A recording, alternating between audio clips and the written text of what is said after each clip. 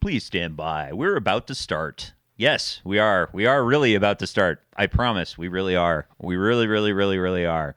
We're just getting a few things done here, and I'm one of the incomparable co-facilitators, hosts, Matt Hand. Scott Brees will be right with you momentarily.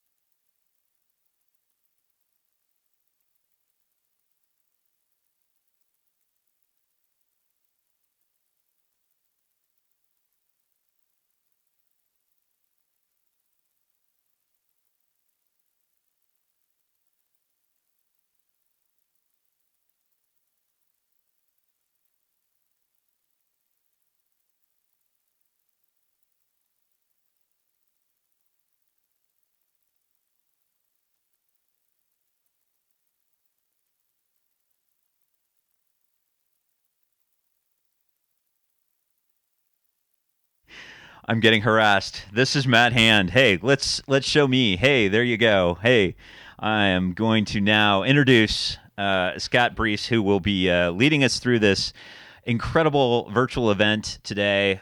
Scott, take it from there. Perfect. Okay. All right. Hi, my name is Scott Brees. I'm the Executive Director of Connect Central Oregon, and among the many projects that we run here out of lovely Bend, Oregon, USA is Ignite Bend. Ignite Bend is one of the many Ignite talks in the world. We've run, let's see, what have we run? 15 in-person events, but as with the rest of the world, we are stopping our live in-person events, and we have decided to go ahead and flip this entirely to a virtual event. So you are seeing the very first virtual Ignite Bend. We have a number of people participating with us today that you'll see and say hi to here from time to time. Among them, we are very honored to have the actual CEO and co-founder of Ignite Talks, and that is Brady Forrest. Brady, you're out there right now. Go ahead and say hi, and you're unmuted, and welcome. Hey everybody, it's Brady. Back in 2006, I wanted a way for people around the world to share ideas, and Ignite was an event that my friend Bree Pettis and I threw, and it spread around the world, and I'm just thrilled to have it being shared with you today. So thanks a lot, Scott. And thanks to all of our speakers and everybody else who's making it happen. Thanks for joining us today, and we're going to go back and forth from time to time here. For those that have seen an Ignite talk before, you kind of know the normal format that we would do. Those that haven't, what you're going to see is a structured talk. It's 20 slides, 15 seconds each, for a total of 5 minutes on a variety of topics. We've decided not to curate today and let a number of our presenters decide what they wanted to present. And the general subtext of an Ignite talk is inspire us, but make it quick. In addition, we're going to have a little bit of fun because many of us that do these presentations prepare ourselves quite frequently and do this for a living. And preparation is great, but what if we improvisationally got thrown into the wild? And there's a thing called PowerPoint karaoke or battle decks, where we are going to ask you, the audience, to come up with a theme. We're going to throw some random slides at our presenters, send them away for a few minutes, and have them come back and deliver a presentation on something they've only had a few minutes to prepare for. So they're either going to dazzle us with their brilliance or baffle us with their BS, but we're going to have some fun with it. So to that end, a very quick introduction of a number of people that we've got participating, and I'm just going to kind of go down the way that I see here. I see Rob Enderly out there. Rob, wave. Matt, I don't know if you can bring up there you go. There's Rob. Rob, go ahead and unmute yourself and do a very quick introduction and say hi. Hi, I'm a technology analyst covering technology broadly and a legend in my own mind. Well put. Speaking of a legend in his own mind, Brian Dunning. Oh, Brian needs to unmute though.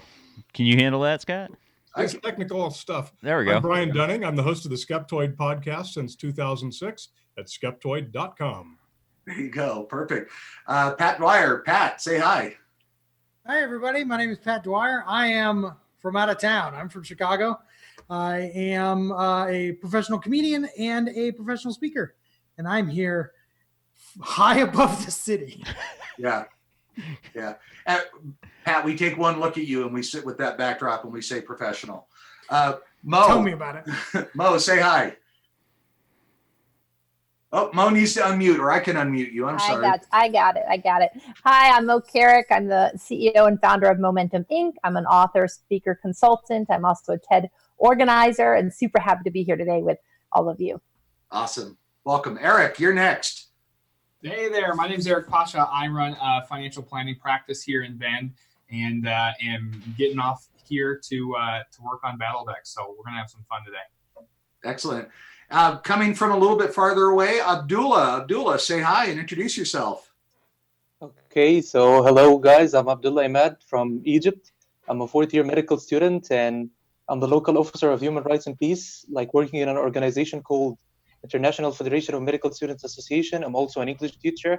It's so nice to meet all of you and looking forward for this great event. Excellent. Abdullah definitely gets the distance award for presenting, but on the internet, nobody knows you're a dog and nobody knows where you are. So the old timers will get that joke.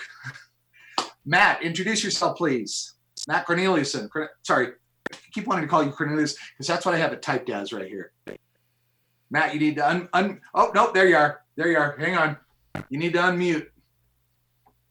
And that's the first time I got chicken pox, and I'm really excited to show you guys all those pictures. Nate Katanis, thank you. Thank you. Thank you very much. Katie, say hi. Hi, everybody. My name is Katie Ipoc. I am a comedian, and I own a company called Apocalyptic Productions, and I'm here to be a train wreck. Okay, that's the definite thing. Diane, who's out there right now, Diane is not showing her video right now. There she is. Diane, say hi and introduce yourself, please. Diane Allen. I'm a violinist and a speaker, and I help people to get into their life like a musician gets into the music. Gosh, it's almost like that's the name of her presentation. Perfect. So of the people that are here today, a few of us will be doing the traditional Ignite format with the 20 slides and the 15-second rotation. But the next thing we're about to do is let you out in the audience help us figure out what the battle decks are going to look like. So Matt Hand, I'm going to ask you to find the Mentimeter survey. For those of you online, if you have used Mentimeter before, we're going to ask you to go to the menti.com website, type in the code. For those that are going to be presenting the battle decks, you can log on and seed yourself. When you see the code that's up there, so go to menti.com and enter, I can't quite see it here. 128258. That code again is 128258. Perfect. You're going to help us figure out what theme or what topic we're going to assign these battle deck presenters to, and then they're going to go away for a few minutes. So we're going to leave that up on the screen for you. For those that are viewing out in the audience, I'm going to sit here and do it myself because I have my own opinion on what I want to see. And let's see, for those that haven't done this before, you can either go directly to the website or on most phones. I should probably have Rob do this, huh? Just kidding. 128258. You enter the code, and then right now it's asking you for the ranking of what you want to see. What theme would you like to see the people participate with? I think I've already got my answer. Yep. Just showed up. Perfect. And then again, what we're going to do, we'll send back our presenters with that theme. We're hoping we have some more people online in a moment or two. There's a little bit of delay, so we're going to sit here and wait while people get through this. Diane, we're going to go ahead and mute you again there. There we go. I took care of that. Perfect. The votes are coming in. Exactly. There's nothing more dynamic than sitting here watching paint dry or surveys come in.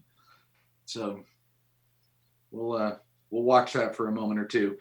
For those that don't know, in the background, one of the things that we do and one of the programs that I run is a career technical ed program on event production. And we have some students that are partnered with Oregon State University in the background, operating remotely, that are managing the various aspects of what we're doing, taking care of the graphics, managing the survey that's out there. And they've been helping us. That's one of the exciting things for us, is that by giving them training in these fun environments, they're actually getting some real life skills that when they drop into the live productions, whether it's a TED event, corporate event, and so on, they've got some real world experience dealing with the chaos, so that when the chaos comes in the corporate event, they're already ahead of it. So as they say, the ducks on water, nice and cool and calm and collected, but paddling like crazy below. Exactly. Exactly. So we're going to leave that up there for a couple more minutes while people do the voting. And then the other thing we'll do in a couple of minutes is we will ask everybody out in the audience remotely. Obviously, we're putting together something that's a pretty dynamic, live, crazy Facebook and YouTube live presentation. And this, even though it's something that we can do on a more regular basis and put a little bit more production value and professionalism to it, we're definitely putting this together rapidly with the purposes of showing everybody that, hey, even in this dynamic time, we can get people together, we can get them communicating and get them participating and really build that sense of community. There's our Mentimeter, should be coming up here in a moment. Sorry. Matt, sorry. There we go. So we definitely want your feedback. So if you're viewing online right now, either via YouTube or Facebook, you can put some comments in there. And then in a moment, we're going to have a word cloud up that will show up. We're not quite ready for it. We're leaving the survey there. We'll have a word cloud go up, and just let us know what you're thinking about. Let us know what you're feeling, and we'll use another one of those tools that could be used to help do some live dynamic interaction, where normally we'd be in the audience saying, raise your hand or show us through a round of applause. Can't quite do that when we're online and when we're having to present it to you like this. So, okay, so real quick, Matt, there's a little bit of delay out there. So what we'll do is we will probably call that good for the moment, just to get everybody working. And let's take a look at what the results are for the theme. And we've got our folks out there viewing. So Scott, I see it as right now looks like it's a tie between Aliens and How to Look Innocent. So we're going to need another vote in order to tip the scales on which one we give to our esteemed panelists. Well, I actually had somebody that went back and asked us, they suggested we allow the presenters to pick from the top two. I've got some Battle Deck people out there right now, since this is a live interactive dynamic thing. I'm actually wondering, let's see, I'm looking back from my list here real quick. So if our choice is Aliens or How to Look Innocent, of our Battle Deck presenters, we've got Rob, Katie, Eric, Pat, and Matt. Unmute yourselves and voice your opinion. Well, Innocent. I am obviously an expert on how to look innocent, so I would be really excited at the opportunity to educate others on the magic of such things. Eric, Yeah, we did aliens last time. I got to pick how to look innocent. Matt, I've never attempted to be innocent before, so I'd like to give that a shot. okay, I don't buy that for a minute. Rob, Innocent. Pat, like Like, Pat, like I need to ask you at this point, right? But Ooh, I aliens mean, just aliens tip the scale. I don't know. Are we gonna call it? Are we gonna no, say? we're calling it. It's, Okay. All right. we're Fine. Okay. We're calling it. This is thank you, audience. But much like the American elections, the popular vote does not count. That, by the way, is the only political thing that I will throw out there. I apologize. People are right there going, "Oh, really?" You didn't even ask me, Scott, but I say innocent too. No, I'm with you. I'm sorry. I gotta weigh it. I'm not innocent, but I'll give it a go. All right. So here's what we're going to do. We are going to send back, and for those of you, you should be receiving a message from Megan here in a couple of minutes that will give you a pool of 100 slides that are randomly selected for you to choose from. You are to pick 20 of those slides. Tell us what order you'd like them to appear. We will build you a presentation, and when you come back, we will see you, and we will let you present, and you are either going to dazzle us with your brilliance or baffle us with your BS. Okay, so are we all set on what the process is? Perfect. All right. So for those of you that are doing battle decks, you are welcome to stop your video if you'd like, and then in just a moment or two, we're going to step up and we're going to start with our first presentation, which will be Brian. But with that in mind, now Brian, if you were talking, you weren't mute, you were muted, so that's okay. Brady, any comments real quick on this the train wreck that already is Ignite Bend Virtual Global? I mean, this reminds me of the first Ignite, when I was literally getting slides given to me in between breaks, and I was constructing the decks on stage. Yeah. For those that remember Ignite Bend number 15, I was backstage while Katie and our other presenter were managing while I was back there getting the last ones. Matt Hand, normally presenters for your professional events always give you their decks weeks in advance, right?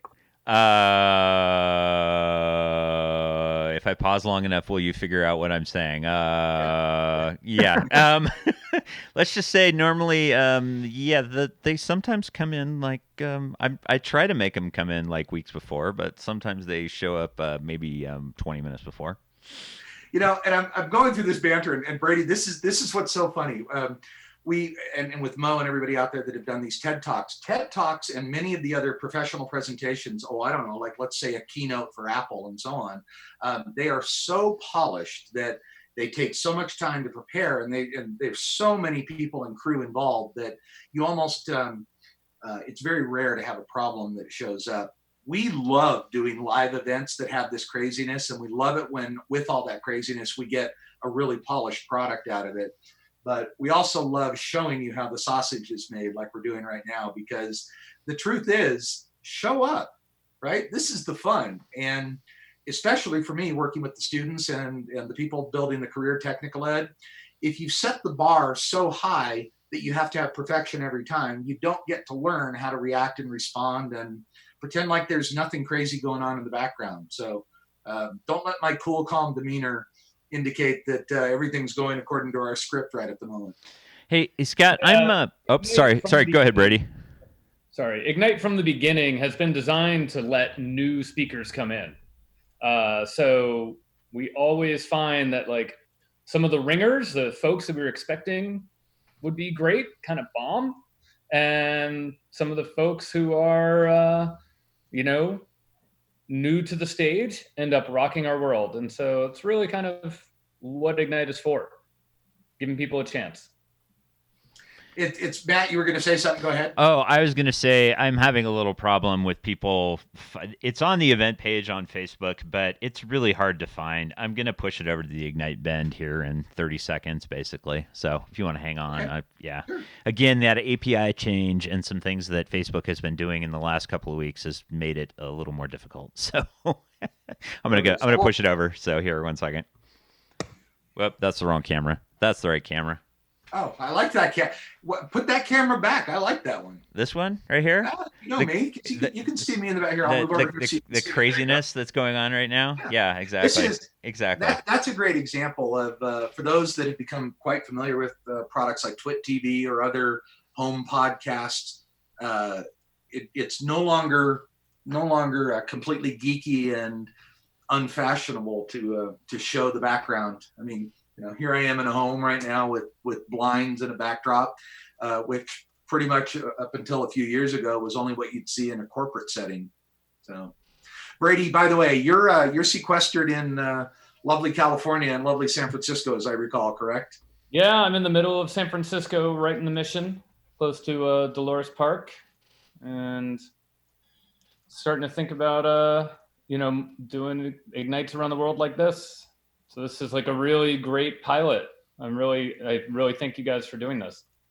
Well, we're excited. I'm trying to remember, Matt. We did an event for a client where I was in the control room, and another one of those where the client was presenting slides right up to the last minute. But we had 2 remote keynotes, and one of whom was in, I think it was Japan, that was on a phone. And we had everything. I mean, we were dialed in. We were ready. Everything was perfect. It was a professional event, a seated audience of 500 people. We were streaming it. And it was about 2 minutes prior to this person going live that she decided that was when she wanted to go downtown via the subway to go get a bubble tea. And in her world, had no problem sitting there going like this. But what we got was truly a difficult, not ready for prime time presentation. So problems happen and you roll with them.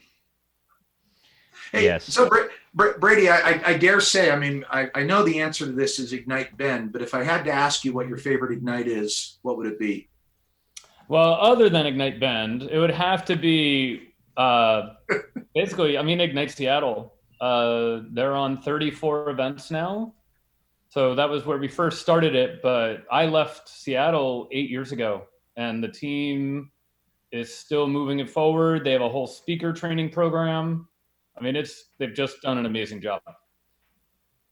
We have, and in fact, actually, a little background. You and I were talking about this the other day, that I come from Silicon Valley, from the corporate world, and most people are very familiar with O'Reilly Media. Most people in the tech industry are familiar with O'Reilly Media, either from the books, the technology books with the woodcut covers, or O'Reilly as an event producer. And that is, when you talked about the co-founding originally, that's the origins of Ignite.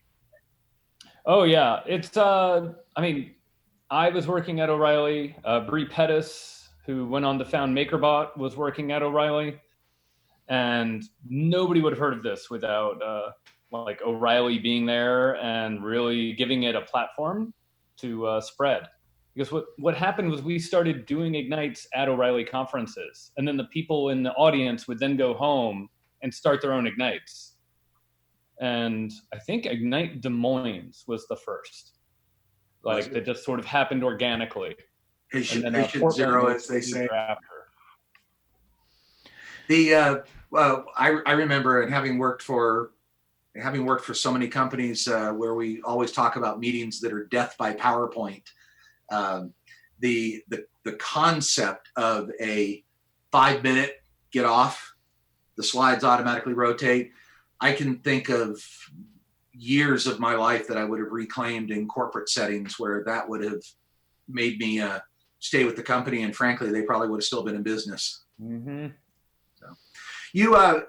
So along those lines, you obviously, O'Reilly had recently, and I guess 3 years ago now, they had released the intellectual property and the rights back to you, as I understand it, for the purposes of expanding it. Yeah, of 5 years now, actually. Yeah, O'Reilly it was one of those things. I was working for them when I started it. Bree and I decided to give it to them. they shepherded it for a long time, and after a while, they just really didn't want to handle it anymore, and I was ready to take it back. So right now, we're basically we're free to communities, and then when corporates want to use us, we charge them a small fee, and that's how I keep the lights on. Exactly. The occasional money from me. So it's not a money-making venture. It's just basically mostly exists to try and keep the brand alive and to give people a way to connect. Well, I mean, from my perspective, it's fantastic all by itself, obviously. And as you just mentioned, we've got Seattle, we've got Portland, trying to think of a couple others. There's a couple of other organizational ones as well, like Technology Association of Oregon runs some. You've talked about some of the future plans of having some more organizational and curated events. Yeah, I mean, I think there's going to be a lot of virtual events coming. I mean, I have no inside knowledge, but my guess is we're going to be sheltering in place for the next 2 to 3 months. And, it's great to watch well-known speakers, but everybody has ideas and everybody has even more time to think about it right now. Yeah, I forgot about that. I keep talking about the tagline, enlighten us, but make it quick. Yeah, exactly. And then the second one that you had was everybody speaks. Yep. And I remember that. And I know for a lot of the folks, this is their very first introduction, and the barrier to entry for going into a larger talk or a larger format, like a TED environment, even a TEDx, is so high that this gives opportunity for somebody in a very hyper local to connect up. So obviously we're excited about that.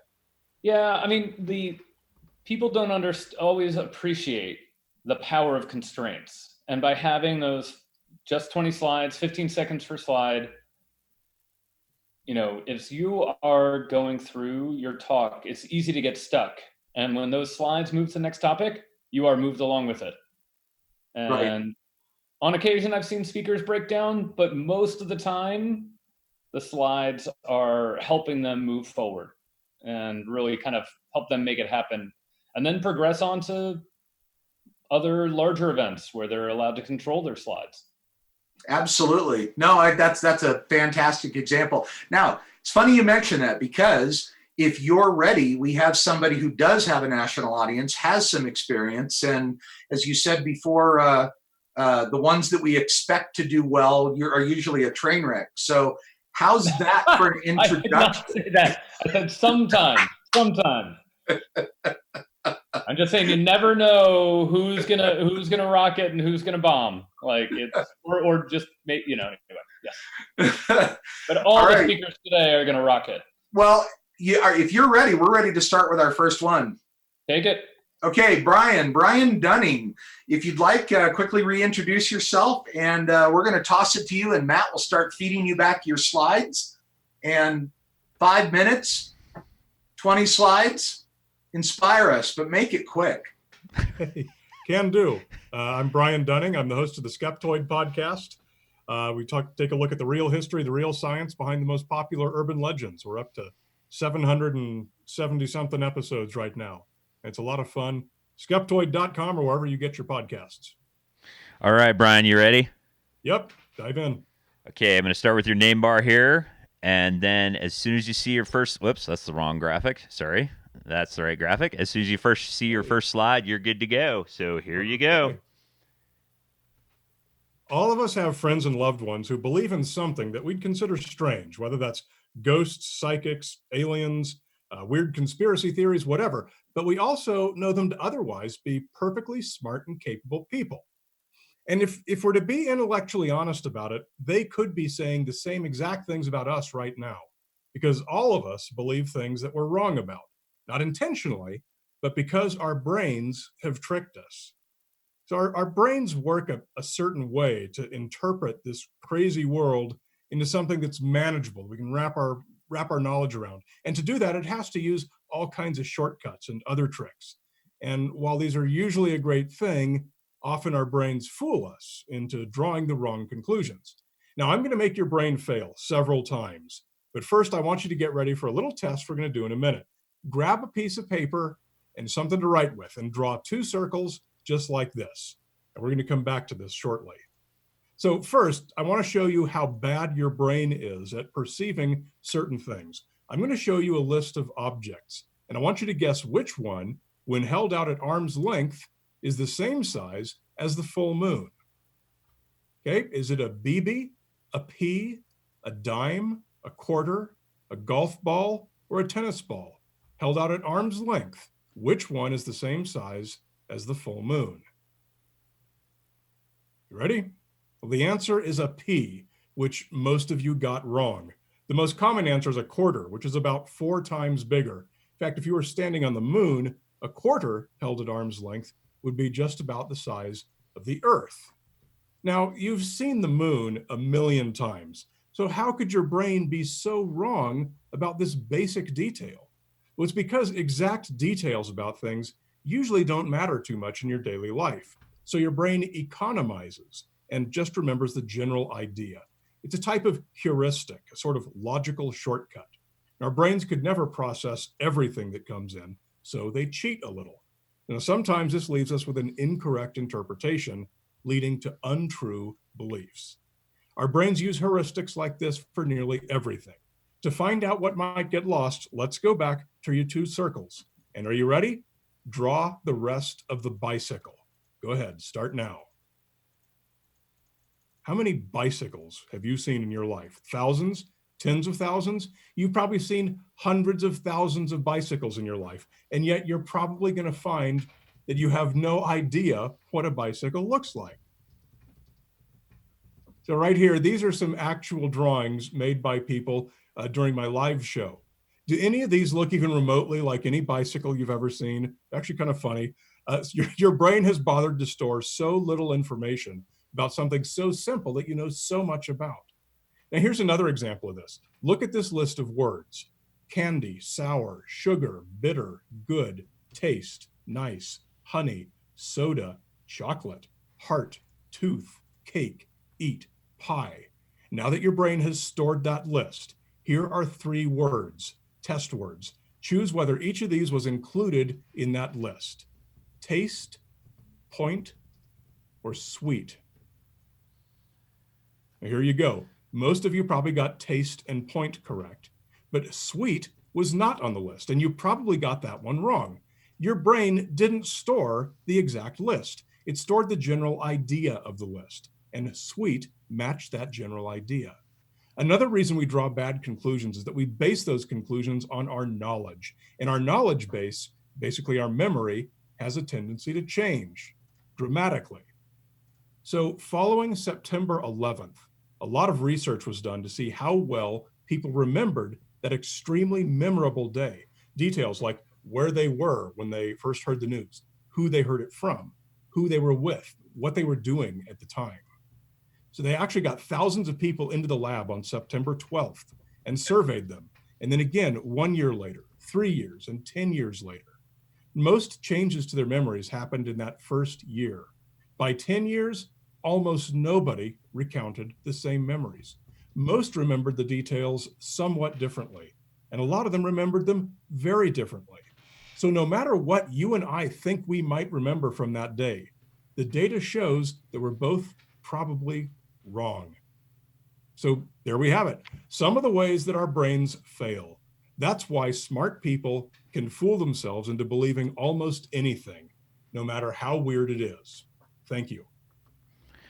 Thank you, Brian. I appreciate it. Hey, Scott, that concludes his presentation. Do you have any questions for him, sir? No, that was awesome.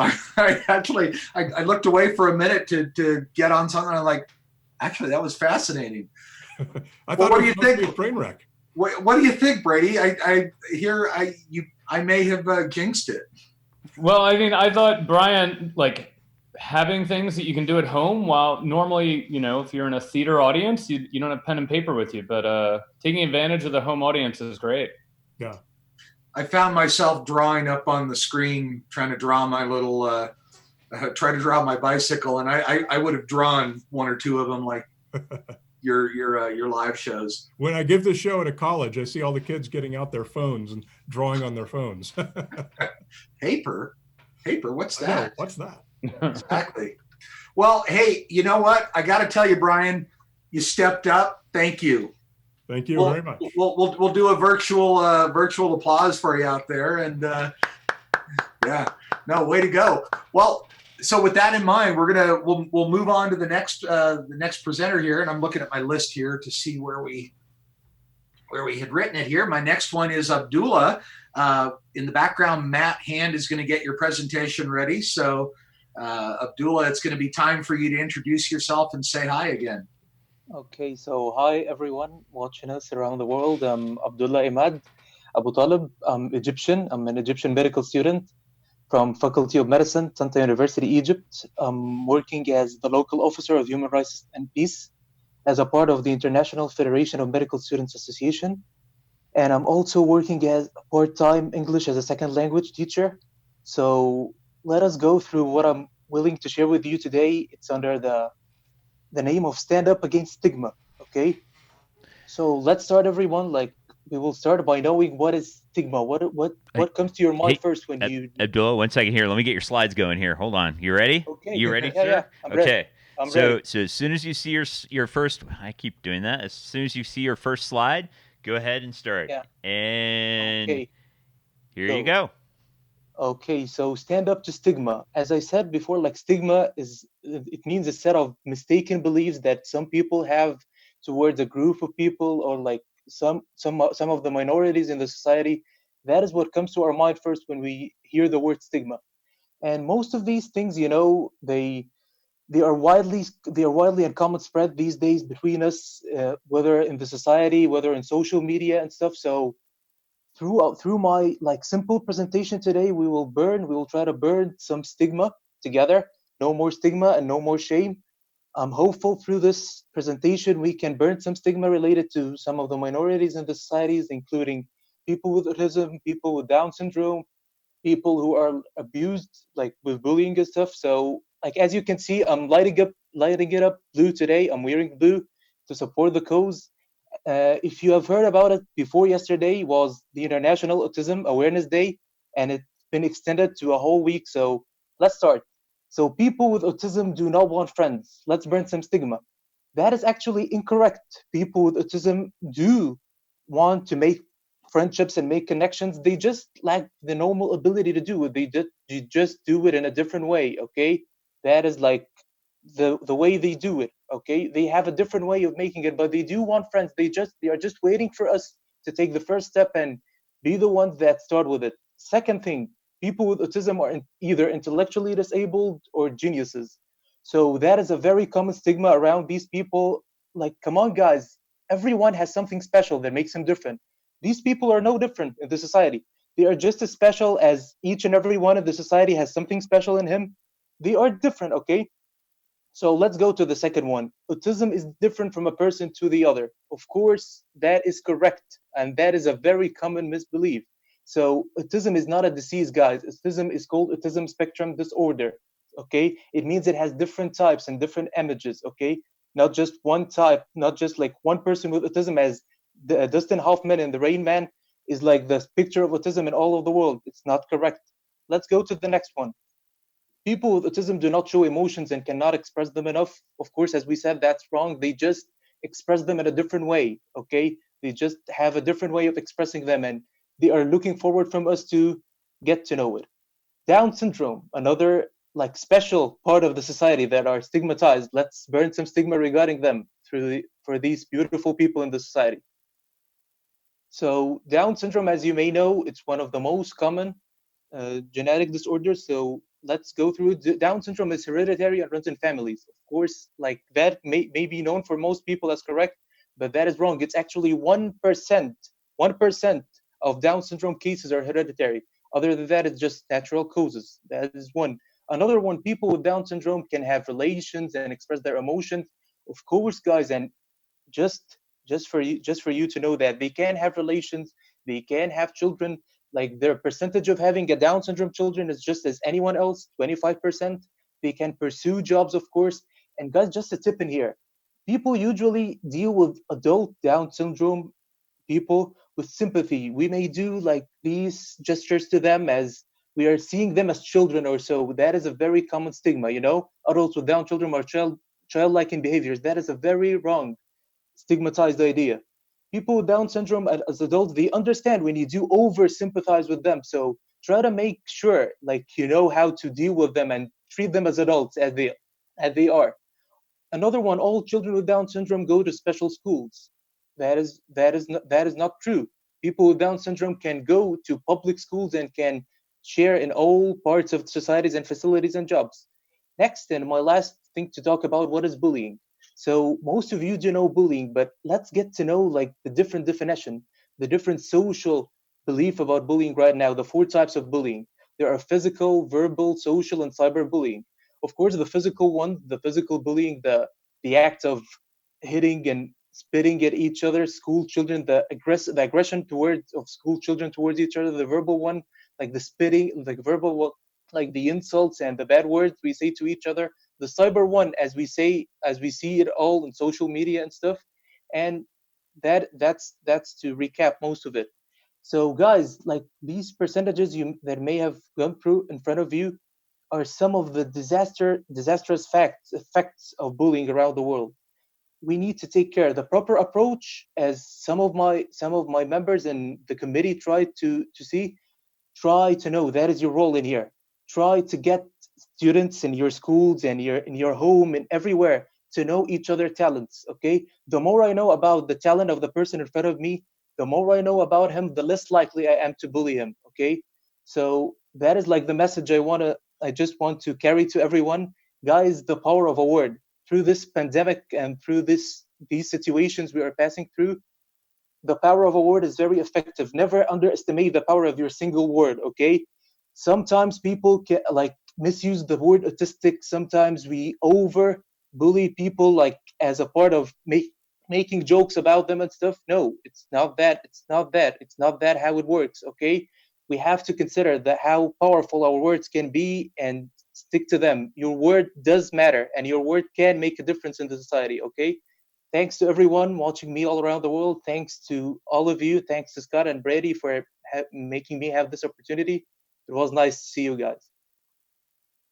Wow, fantastic. That was, I did the same thing. That was, boy, I'll tell you, we were talking about when people were asking me about presentations that would resonate around the world. That was an excellent example. Thank you. That was fantastic. Brady, any comments? Yeah, I mean, this is just exactly why a virtual Ignite is so fucking awesome, is we can have people from all over the world. So thanks a lot, Abdullah. Thank you. Yeah, no, that was fantastic. Fantastic. Thank you so much. All right. It was nice. Thank you. All right. Well, listen, now we'll keep moving on right now. Up next, Abdullah, I'm going to mute you there real quick. Up next, we have we have Diane Allen. Diane, we'll unmute you here. Let's see, we'll do this one. There we go. We'll bring you on. And Diane, very quick introduction and come on. Can you hear me? Yes. Awesome. So Diane Allen, I have a topic that I'm going to be talking about, which is flexibility amidst chaos. And it's hilarious because that's exactly what I have lived through today. I have been in technological nightmare for the last 4 hours and still coming up with innovative ideas. Even as I was listening to the other speakers, here I am. I'm just grateful that I kept pursuing and looking for other ways to make this happen today. All right, Diane, you ready to go? I am. All right, so as soon as you see your first slide, you're good to go. All right. And here we go. When it comes to flexible thinking amidst chaos, we as humans have 2 major pitfalls. 95% of our thoughts are repeating, and our fight or flight response, it narrows our thinking. But the good news is that we are wired with this powerful thought process where we can access out-of-the-box thinking, creative solutions, and innovation. Have you ever been so focused that you lost all sense of time and you felt one with the activity? Maybe you were playing tennis or in the kitchen or lost in an Excel spreadsheet. How about a brainstorming meeting? Do you ever have ideas that came in from out of the blue? Psychologists call this optimal state of thinking the flow state. Neuroscientists have verified that hormones are released, creating brainwaves conducive to the flow state. The neocortex amps up, dramatically increasing learning speed, and the prefrontal cortex, it shuts down. And that's why we experience losing a sense of time and a sense of self, key indicators that we are in the flow state. These are the neurobiological conditions that make outstanding performance and creativity readily available. It's also what quiets the fight or flight response.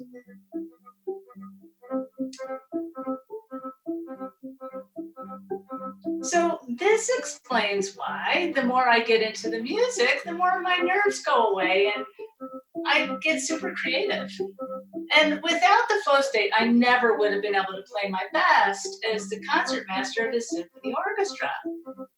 Except for this one concert where I was so off my game, I completely could not get into the music. It was like I forgot how. Well, that can't ever happen again. So I had to find a way to shift into flow and to be able to do that on command. So after that horrible concert, I was sitting on the couch grilling myself with questions. And I realized that where I get into my flow state the most is on stage. And on the outside, I'm playing the violin, but what am I doing on the inside? Well, it feels like I'm sharing. Well, why is sharing important? Well, sharing music, it unites us because music's a universal language and unity has always been something very near and dear to my heart. So after all of this personal reflection, it ended up being a good thing. It's how I figured out my flow strategy. Sharing is how I shift into the flow state on purpose. And unity is how I can shift into it with purpose. Knowing my flow strategy means I can now get into flow on cue. So where are you when you lose all sense of time and you feel one with the activity? Is it in the kitchen, at work, or at the athletic club? And what are you doing on the outside and on the inside? If, let's say, you get into your flow state the most at work, on the outside it might look like you're participating in a meeting. But on the inside, you could be deeply listening. Well, why? Why is deeply listening important? Well, it might be your way to give each person a voice because equality is meaningful for you.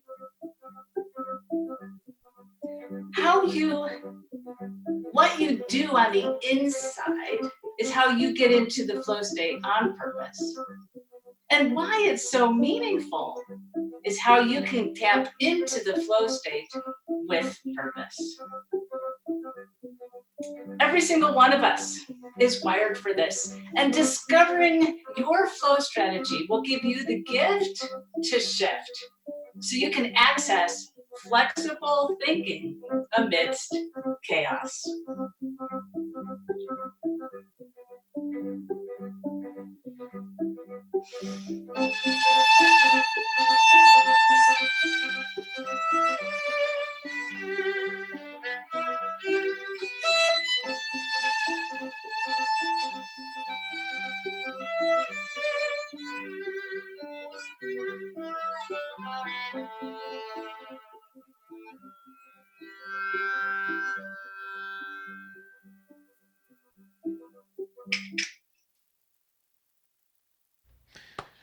Scott, you could actually unmute yourself and actually then applaud too. You know, that would be good.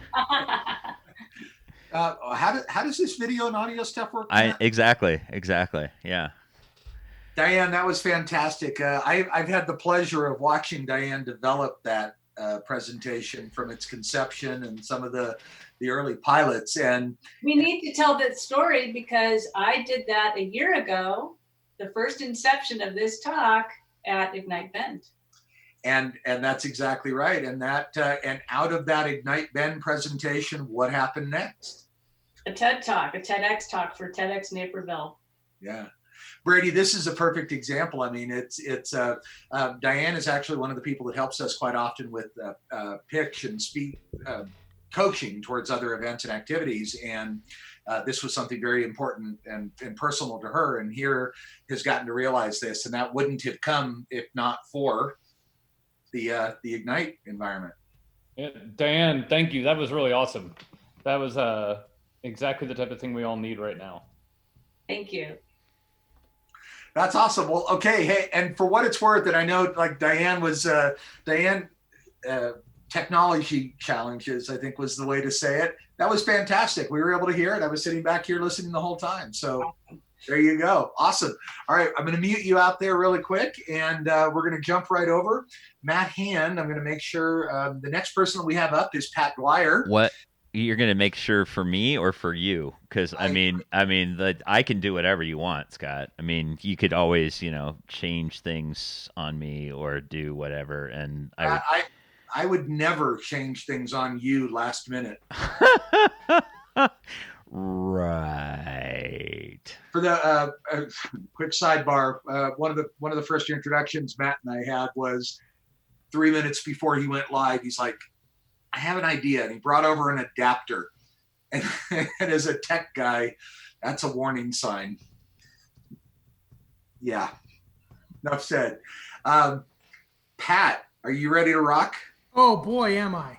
Pat, introduce yourself, and then when Matt Hand is ready to go, he'll give you the cue. Absolutely. Well, hi, everybody. My name is Pat Dwyer. As I said before, I am from high above beautiful Chicago. I'm going to follow the artist train here a little bit because I am an improv comedian. As part of my larger world, I do improv comedy. That's a big part of what we're going to talk about today. Yeah. Hang on one second, Pat. Okay, I'll just keep talking. Hey, everybody, what are you doing later? Do you think you might wash your hands? That's a good idea. Secondly, I would definitely suggest never going outside again in your life. If you have a closet, I'd lock yourself inside. Get a blanket. It's nice and dark in there. You can just quietly sit by yourself and talk about why your mother doesn't love you. Now, cool. How's that? Perfect. That gave me plenty of time to bring up your first slide. So when you see your first slide, you are good to go. You ready, sir? I am indeed. Okay, here you go. Ladies and gentlemen, today we are facing some very interesting things in front of us. I want to talk about the times that we have in front of us and how we might be able best suited to deal with all the things in front of us. So we know that we are all undergoing an absolutely unprecedented event in human history. There have certainly been other plagues of the sort, but nothing quite like this, nothing quite like we've seen. The economy is about to tank all over the world. We are going to find change in places that need to happen. We're going to have to deal with change in ways that we've never experienced in our entire lives. It is enough to make your brain hurt. It is enough to worry you. It's enough to raise your stress level. Realizing, it's going to release any number of chemicals into your brain that are going to make it even more difficult to get back from this place. But, friends, there is hope. There is always hope. There is always a chance. There is always something to be done. And today, I want to talk about a few things and a big part of our toolkit in how to help ourselves through this change. And I'm going to do that using the tenets of improv comedy. Friends, there are many, many tenets of improv comedy. I'm just going to focus on a few of them today, the ones that might help us best deal with change. Now, as we know about improv comedy, it is the one thing that everyone should have left in college, but didn't, not unlike venereal disease. But today, we are going to talk about improv comedy in regards to us as adults, us as grown-ups. Now, the first tenet that I do want to talk about is dealing in the now. We don't think about the past. We don't think about the future. The past certainly is used to inform us. The future, we don't know what's coming. So we might as well just deal with what we have in front of us in the very moment. Secondly, of course, it's dealing with change. But this is a bit cliche, as I don't want to talk about change itself. What I want to talk about is using the playing pieces that are in front of us to harness what change and what could become the change in front of us. Now, the very third important thing about improv is we say yes to everything. We don't say yes because we have nothing better to do. We say yes because it is a positive choice. It puts us in control of what is in front of us. On top of that, we say and. We say yes and to these opportunities because it is an opportunity to build on what we've created. It is an opportunity to make it our own. Now, on top of that, one of the big rules of improv comedy is to not say no. We don't say no because it slows everything down and it robs us of what could be in trying, and it robs us of that control. It denies us of that acceptance, and but, for instance, just suggests it could be a better idea out there. Now, lastly, we don't, well, not lastly, but among others, we don't want to ask questions because in that ownership of our own journey, questions put the onus on somebody else. Put the onus on someone else to give us our gifts. Now, in front of us, everything that is presented to us is a gift. It is not, in fact, just another dopey thing that we have to deal with. Good or bad, it is something that will create a better place for where we once were and what we are going to be. It is our own story. We are writing a story in front of us at every minute of the day. Happy, sad, up, down, any number of other adjectives we can think of. But listen, we are writing this story. It is ours to have. Now, no improv comedy is important without a little bit of silliness, and true as life itself.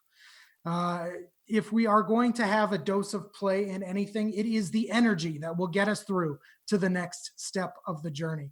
We know from laughter, as any number of benefits from it, from immunity to improving heart health to keeping your kids quiet while they are at a funeral. Personal experience. But what we do know is that we are able to do this. We can do this. You can do this. We can reframe this world. We can accept the change that is in front of us. Every piece of change is a small color, a small piece. Our job is to take all the Legos that are in front of us and to build them up slowly over time to create a building that is strong and tall and large. And we can do that in and of ourselves. This is our story. This is our time. Whatever is in front of us is going to happen. If we can take it and if we can move forward together or alone, we can only stand to be stronger if we accept instead of drive. Thank you, friends. That is all I have to say. Now I'm going to go back to the clouds of Chicago. Good evening. I can't quite.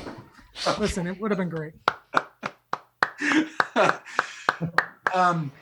You're going to need to work on coming out of your shell there, Pat. Oh, tell me about it. Yeah. Brady? That was awesome. Thank you. And, back when I was first doing public speaking, I started doing improv to learn how to just be comfortable and how to basically, talk on my feet. So if this is something you want to do, follow Pat's advice. Try out some improv stuff. No, that was fantastic. That was great. I'm happy with this so far. This is working really well, and frankly, I actually think that worked really well coming across even in a virtual presentation. So kudos so far to all of you. And with that said, it is time to move on now to the next person. Whoops, sorry, I did that real quick. Let me get AT. There's AT. Perfect. AT, it's time to introduce yourself. And I've got to tell you, I'm sitting here laughing in the background because I've got Pat over there doing his presentation and you with your little preparation. Yeah. Wait, hold on. This is AT. You're doing something different. You're actually appearing on screen. Wait, this is throwing me for a loop. We didn't talk about this earlier. Can you, Scott? Is she muted? Can you unmute her if she's muted? She is unmuted. She is unmuted. Okay, you ready to introduce yourself, AT? I am indeed. AT, introduce yourself. You're live. Hi, I'm A.T. Lynn, and I'm here to share with you how to embrace your friends when they're not right there with you. Ready, Scott? All right. So let me pull up your introductory slide here, and AT, as soon as you see your slides, you can go. So here you go. When I was a Girl Scout, we were taught that if we got scared in the woods or lost in the forest, we were supposed to hug a tree. Wouldn't you agree that now is the time to find a tree to hug? Whoever you are, wherever you are, good or bad, sinner or saint, you are loved. And not just loved by the humans in the world, you are loved by billions and billions of entities on this planet. Why do I say these entities love us? Because they do what has been described as the best love ever. Greater love has no one than this, than to lay down one's life for one's friends. Every day, these entities lay down their lives, giving us food, shade, warmth, and shelter. Of course, I'm talking about trees. Human life could not go on without the produce and the products of trees. Yet it is what these trees freely give us that I celebrate. Oxygen, the very element we must have to live. One tree breathes out enough oxygen every day to supply 4 humans with life-giving breath. Let's look at some other numbers. Yep, those are just some of the scientific numbers about trees. But this talk isn't about numbers. This talk is about love flowing between humans and trees. As we cannot live without trees, trees cannot live without us. As much as we need their exhaled oxygen, they need our exhaled carbon dioxide. And then there are the 3 essential qualities of trees. The first quality is strength. Living trees hold up tons of wood, water, fruit, and leaves. Once cut down, a tree continues to be strong from the floor under your feet to the roof over your head. The second quality is resilience. Though some fall down and die when the fiercest winds blow, trees stand solid and brave, ready to weather the storm. The third quality is being rooted in the heart of Mother Earth. The taproot finds water and anchors the tree, while thousands of surface roots give the tree stability.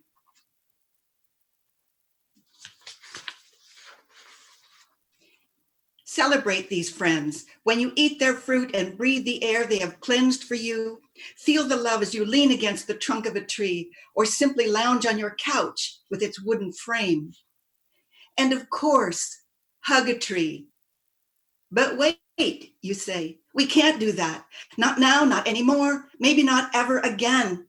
Oh my, yes, you are so right. And we can't share these moments with our human friends either. We can't hug them, we can't eat with them, and screens stand between us and those we long to touch. Yes, for a time, we can't go outside to hug a tree, yet there is a way. If you can't be with the one you love, here is a way you can be the one you love. Right now, shake your arms at your sides. Then bring your hands together straight out in front of you and vigorously rub the palms together. Then clasp your hands tight, tight, tight together. Lock them tightly together. That's right. Feel your pulse beating in the palms of your hands. In the forest, tree branches rub on each other so long that they grow together. They become one branch. Imagine this happening with your hands now. Your hands are branches that have grown together. Close your eyes and feel that sap flowing through those branches. Feel the qualities of a tree flowing through you. Strength, resilience, and rooted in the heart of Mother Earth. Now let those branches reach upward toward the sun. Feel them lift higher and higher. And the higher they go, the more strong you feel, the more resilient you feel, and the more you feel rooted in the heart of Mother Earth. Now drop your arms gently to your lap. Do this exercise frequently and feel yourself strong and resilient, rooted in the heart of Mother Earth. Yes, be the tree you want to hug.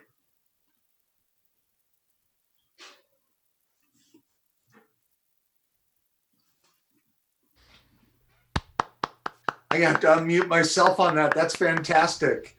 Here, I was watching all of the presenters that are back here in the room, and we were all joining with you. I felt like an Ignite yoga session, hugging a tree. How do you think it went? Is that for AT? Was that a question for AT? Who was the question for, Scott? That was for AT. AT, how do you think it went? Marvelous. Thank you. Thank you. That was the gift I wanted to give. Thank you. Brady, she's right around the corner from you out there. Oh, well, thank you, AT. That was awesome. We all need to move around a bit these days. Awesome. Way to go. All right. So as we continue on right now, next up in our group is we have Matt. I apologize. It is Nate Katanis. Nate, you want to unmute yourself there? Unmuted, I believe. Hi, everybody. Nate Katanis. I'm super excited to blow your minds and transform your lives. All right. Matt, when you get Mr. Katanis's presentation up, cue him. All right, Nate. You ready to go? Let's go. I was born ready. I should probably, did I show you? I did show you. So here we go. And here you go. All right. Hi, everybody. My name is Nate Katanis. I'm a thought leader, a life coach, and a motivational speaker. And I am so incredibly excited to share with you guys my top keys for the most ultimate motivational speech, one that will make your idea sound much better than it actually is. All right? Now, why is this important today? Okay, well, as thought leaders, we spend an incredible amount of time thinking instead of leading. All right? The point is that you don't have to have a good idea to come out here and talk about it. And that's the skill that we're going to focus on today. So let's jump right in. The first key is to ask obvious questions that everyone already knows the answers to. Let's try this. Okay, how many of you guys are ready to live your ultimate life? Raise your hands up in the air. Everybody at home, raise those hands up. Yeah, a lot of people there. How many of you wish you could make $1 million? Yeah, raise that hands up. All right. How many of you would like 1 billion friends with 1 billion hugs? Keep those hands up in the air. Okay, but here's the thing. How many of you are living that ultimate life with 1 billion friends and 1 billion hugs? Yeah, put those hands back down. Not living that ultimate life, are you? Well, here's what I like to add, just a touch of guilt. Just a touch of guilt here is that there's only one thing getting in the way of you living that ultimate life, and that one thing is you. Yeah, sad puppy dog faces, okay. Here's where I like to add just a dash of hope. I'm not gonna leave here today, though, until I've transformed every single one of your lives, all right? That or in the next 3 minutes when my time's up, whichever comes first. Here's a great opportunity to show off your clients. These are some of the people's lives that I've transformed here. Carrot Top, Roseanne, Piggly Wiggly. PPFace.com is a urinal cake company, best in class, best in their industry. I work with them. Next key, find your hand gestures. People talk about finding your voice when it comes to an ultimate motivational speech. I think that you can distract people with the right hand gestures. Okay, let's give this a shot. There's that presidential thumb point. Every time you want to make a point, you can throw darts with your hands. If you want to make a point, hit people in the face with those things. One of my favorites is a combo. All right. Put your hands up in the air, present a dove, release that dove, walk away and pray about it. Okay. Huge in Chattanooga. You guys can take that with you. Remember, find your hand gestures. Don't worry about finding your voice. It will find you. All right. The next key, speak first, think never. What happens when we start to say something? We think to ourselves, we hesitate, right? And we think to ourselves, is this appropriate for children? What I'm about to say. Is it even true? Does it make any sense at all? Right? When we think, we hesitate, speak first, think never. Don't worry about that whole thinking thing. All right. Next key is coming right up. Let's do this. Let's put this into an exercise. On the count of 3, I want all of you guys to think to yourself a word that you would use to describe this presentation. Here we go. 1, 2, 3. Fantastic, phenomenal, amazing. That brings me to my next point, which is selective hearing. All right, selective hearing is the ability to stay positive by only hearing positive. People talk about active listening. Very difficult to do, wouldn't recommend it. Selective hearing allows you to stay positive by only hearing positive. And I make a hand motion away from my ears to show you that nothing goes in, things only go out. When you're hearing, you're hearing at people, nothing's going in. Okay, so selective hearing, stay positive by only hearing the positive things. The next key to an ultimate motivational speech: overuse metaphors, analogies, and similes. All right, let's give this a shot. I'd like for you guys to think of this presentation as a buffet of knowledge. All right, now that's an easy metaphor for you guys to use. The next key here is, if you want to take a closer look at metaphors or similes, take a listen to Bare Naked Ladies. They have songs written in only similes and metaphors. And the BNL fans, you guys know exactly what I'm talking about. Next key, confuse with numbers. Let's give this a shot. How many of people are alive in the world today? Go ahead and say that out loud. What about 300,000, right? Here's the thing. There's only one of you. Just let that sink in for a second. The next key, be funny. Be funny. Just something you can do. All right? Give that a shot sometime, okay? I'm going to leave you guys with this. Whatever you do, always give 100%, unless you're donating blood. Thank you very much. My name is Nick Katanis. Have a great day.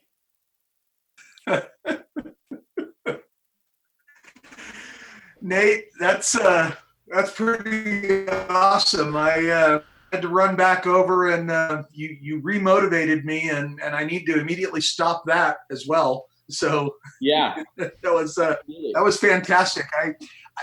Can I give you my money now? Yeah, you can send it right to you should have my accounting and routing numbers. I texted them to everybody here. Go ahead and send the money directly to me. That's awesome. Actually, it's free. You just have to pay for about $23. Thank you. Brady? And that was, your voice came through loud and clear in that presentation. Like, I could practically see you. Really nice work.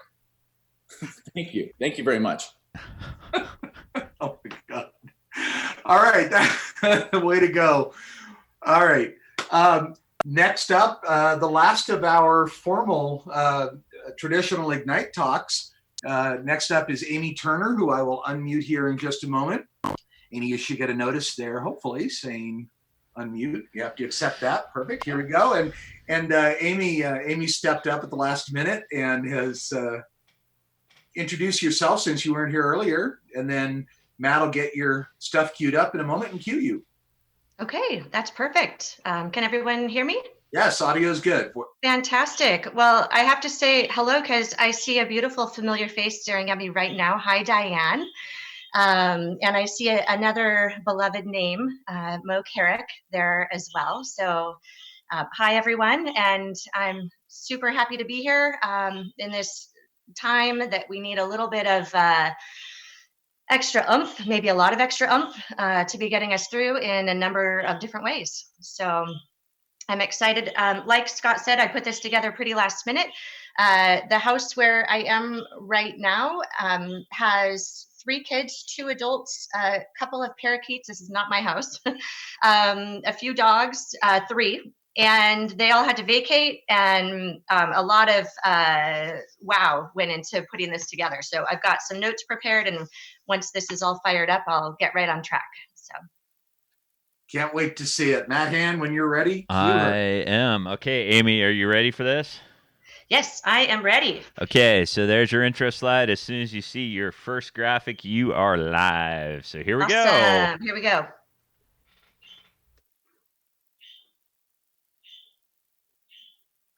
All right. Life without courage is ruled by fear. Recognizing this, some years ago, I founded an organization that's called the Courage Tribe to fulfill my life's purpose of helping connect people to themselves and each other for an even greater purpose to emerge. The name of this organization is of really great and tender importance to me because in and of itself, it's a daily reminder in my moments what I stand for and what I am here to rise to. Courage is broken down to its Latin root cur, which is Latin for heart.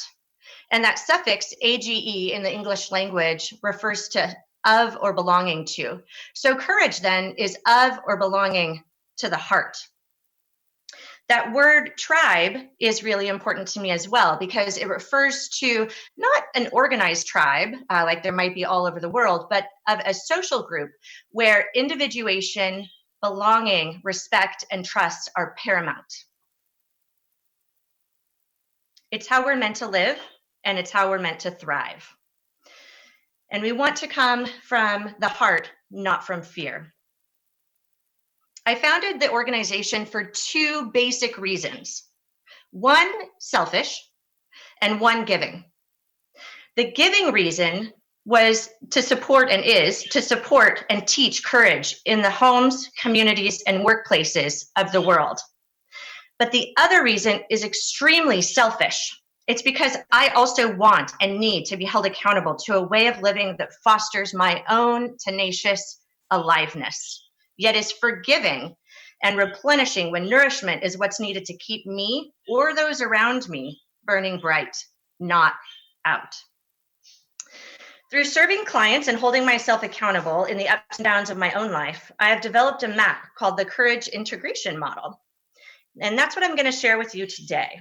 It's been proven to bolster courage in a variety of applications, in home, in work, with friends, clients, and colleagues. So the first pillar in this map of courage is compassion. And it's the entry point. So compassion softens us to allow forgiveness of ourselves and be in relationship with each other, to celebrate, understand, and connect with one another despite many faults that we might begin again each day. Number two is ownership. Compassion and ownership make a mighty team.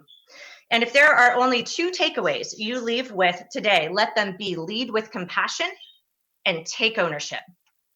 Ownership means owning the strength of your courage, what you are capable of or not, what you are responsible for or not, and understanding your own emotions. It starts with you. Number three is unity. Thankfully, while courage asks us to lead with compassion and take ownership, it is not unreasonable. Courage is not unreasonable. By and large, we are meant to work in relationship, to help, care, and collaborate with other people. Courage asks us not to stand in isolated independence, nor in over-reliant codependence with other people, but to live and move between them in an interdependent dance of freely moving unity. Number four, respect and an ability to respond. Operating with respect for ourselves and one another, while each of us own our individual ability to respond, is imperative for healthy unity and healthy pruning. It is from this place of ultimate respect that we can set boundaries for ourselves, how we're willing to relate to the countless different situations we are met with in life, and where we can take creative license for self-agency, ingenuity, and resilience. Number five, awareness activation. Courage is an active, intentional quality of living that has the power to worthily transform each moment of our lives, no matter how difficult. But like lifting weights, it must be exercised with intention. And this doesn't happen without seeking honest awareness, moving forward and through with active, living courage. Number six, grace and grit. This courage takes grit, tenacity, perseverance. Yet with grit alone, there comes a point where we become abrasive. And so grit needs grace. Grace is an intermittent salve that keeps grit from wearing out. Grace and grit work in tandem and are equally important to living or working courageously. Number seven is energy, movement, and renewal. We are made of energy. We're all made of energy. We live with and among energy every day and every moment with each other and in our environments. Sometimes it takes mountains of courage to let our energy rest, to hold faith that life can carry on while we make room for nourishment. A nap to connect in nature, to belly laugh, or to set an idea down, or to be a leader in calling a break, opening a window, pivoting, changing the scene. The laws of human nature require courage to grease the wheels of life as they continue to turn and turn and turn through moments, days, and ages. It is required in times of ease to remain humble, to live on purpose, to keep from becoming complacent, greedy, or entitled. It is required in times of crisis to keep us going when it seems there is nothing left to give, to hold faith when answers are uncertain, and to find grace when it seems out of reach in the face of fear. Courage is required every day to lead life, work, and relationships with love and ingenuity. Polish-American scientist and philosopher Alfred Korzybski remarked that the map is not the territory, and the word is not the thing. A fully laid out path in life with numbered and mapped landmarks are not found by many, if anyone at all. But these pillars of courage have carried me back to creativity and across bridges of resilience more times than I can count. And I have watched these same pillars guide multitudes of friends, colleagues, and clients back to true north in their own lives, relationships, and businesses. Some of the pillars call me toward tenderness when it's my reflex to harden, others to carry on when I want to give in, and still others to rest so I can burn bright, not out. I ask you to look into your heart and see which one, two, or perhaps three of these attributes of courage that you need to carry with you into your next step. For glancing at this map of courage, talking about it in words, poetry, semantics, are not the same as marching across its jagged peaks, stumbling through its messy terrain, and carrying it to victory in your marvelous life. The map is dead in our hands if there is no courage here in our hearts, in yours, in mine. Real courage requires you in all your aliveness to come home to your heart, know what you are made of, to connect with others, to rise in resilience, to prevail with bold love. I invite you to join me to accept life's call to courage in this moment of this day, together. Thank you. Wow, there you go. Okay, Amy, thank you. You're welcome. Words we needed to hear. Brady, any quick comments? Thanks for bringing us home. That was great. Awesome. Hey, everybody, that wraps up the formal Ignite part. And it is time for those that were here from the beginning to get into the Battle Decks portion. At the top of our show, we asked the audience and came up with some ideas for themes and sent them off to our presenters along with a random pool of slides and said, quick, take this theme, take these slides, put together a presentation, and come on and deliver it. You're either going to dazzle us with your brilliance or baffle us with your BS. We can't wait to hear what you've got. All right. So with that in mind, hold on, because we don't quite have Rob's prepped yet, so we might have to change the schedule here just a little bit. Oh, that's okay. We'll move over. So we can move over to Katie if we wanted to. Katie's ready to go. I will load Katie's right now. Perfect. Katie, let's unmute you, and we're going to throw you to the wolves here. Hang on. Hold on. I got to do multiple things. Hold on, Katie. 1 second here. Where'd you go, Katie? Oh, there you go. There's Katie. Now, we were trying to show Brady how professional we were. Well, it's one of those. We're just, we're doing things on the fly here. Oh no, I trust me. I'm over here watching the same thing. It's all about making it happen. It is. And you know what? I got to tell you something. We were talking about this early on, and I'm excited. This is how the sausage is made, and everybody loves talking about how easy it is to do live and do presentations. But I got to thank everybody, and I've got to thank this crew for pulling this off. All right, hold on. I gotta present here, and I can't see the image, so I gotta get really close. Not you, All Katie. right. Hold on. We're just gonna put it up. Hold on, Katie. We're gonna put it up. I'm gonna make it full screen. Holding. I'm gonna put it full screen, and then you can start here in a second, Katie. Hold on. I don't have a program monitor big enough to actually see everything, so we're going to do presentation. Oh, really? Okay, there we go. Good. Okay, are you ready? I'm gonna. Yes. I don't know if. Okay, yes. Okay, here we go. And in 3, 2, 1. Well, my name is Katie Ipock, and you probably could not have guessed this by how I look today, but I am a dirty, filthy comedian. What I do for a living is telling really naughty things on stage to make people laugh. You might say, but Katie, you don't look like it at all. That's because I know how to look innocent. And you can do this in about 5 easy steps.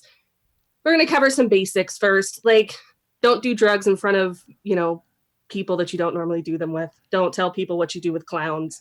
That's the basic stuff, right? First big piece of advice, friends, just be quiet. When your mom said, if you don't have anything nice to say, like, don't say anything at all. The best way to look innocent is to just not say anything. If you just sit in a corner and just be quiet, just shh, you can't say anything that's going to incriminate yourself.